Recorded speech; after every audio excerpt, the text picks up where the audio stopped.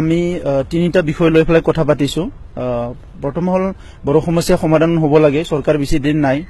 Second হল প্ৰস্তাৱিত বড়োলেণ্ড এলেকাৰ বাহিৰৰ বড়োসকলৰ ৰাজনৈতিক আৰু ভূমিৰ অধিকাৰ সেইটো সুনিশ্চিত হ'ব লাগে।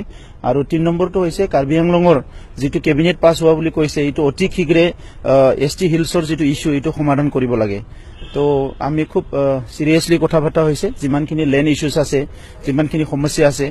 তো ইয়াৰ পিছত তেখেতসকলৰ পৰা ৰেছপন্ড কৰিছে যে উইদিন ডিচেম্বৰ তেখেতসকলে হোম মিনিষ্ট্ৰীয়ে হোম মিনিষ্টাৰ ডাঙৰীয়াই কৈছে যে ষ্টেট গভৰ্ণমেণ্টৰ লগত ইমিডিয়েটলি কথা পাতিব এই গোটেই মুদ্দাটো লৈ পেলাই, আৰু ইয়াৰ পিছত তেখেতসকলে আমাৰ লগত সোনকালে বহিব।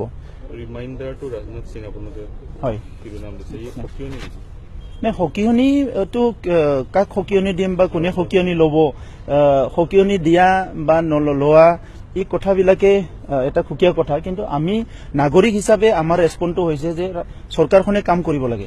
এইটো বিজেপি চৰকাৰ হওক কোনোবা চৰকাৰ হওক, চৰকাৰখনে কাম কৰিব লাগে। আমি নাগৰিক হিচাপে আমাৰ অধিকাৰটো বিচাৰিছো, আৰু সেই অধিকাৰটো আমি কিমান দিন অপেক্ষা কৰিব লাগিব সেই কথাটো আমি চৰকাৰৰ লগত পাতিছো। আৰু ইতিমধ্যে চৰকাৰৰ হাতত বেছি দিন নাই, ইলেকশ্যন ডিক্লেয়াৰ দিব ফেব্ৰুৱাৰী বা মাৰ্চত বা তাৰ আগতো দিব পাৰে। গতিকে আমি তেখেতক ৰিমাইণ্ডাৰ দিছো যে যি কথা 2014ত কোৱা হ'ল সেইখিনি কিয় আজিলৈকে ইমপ্লিমেণ্ট নহল, আৰু এইটো কেতিয়া ইমপ্লিমেণ্ট হ'ব।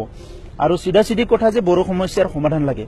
তো এইকাৰণে তেখেতসকলে কি ডিস্পিউট আছে, কি প্ৰব্লেম আছে সেইবিলাক লৈ পেলাই তেখেতসকলে অফিচিয়েলি ষ্টেট গভৰ্ণমেণ্টৰ লগত বহিব বুলি কৈছে।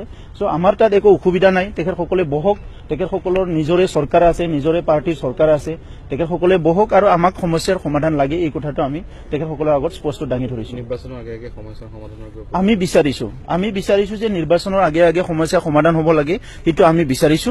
আৰু আমি অসমৰ ভূমিপুত্ৰ হিচাপে, ভাৰতৰ ভূমিপুত্ৰ হিচাপে সাংবিধানিক যিটো অধিকাৰ সেই অধিকাৰ আমাৰ প্ৰাপ্য, যিটো আমাৰ লেজিটিমেট ৰাইট হয়। তো সেই ৰাইটটো দিয়াত চৰকাৰে কোনো হেমাহি কৰিব নালাগে, এই কথাটো আমি চৰকাৰৰ লগত কথা পাতিছো।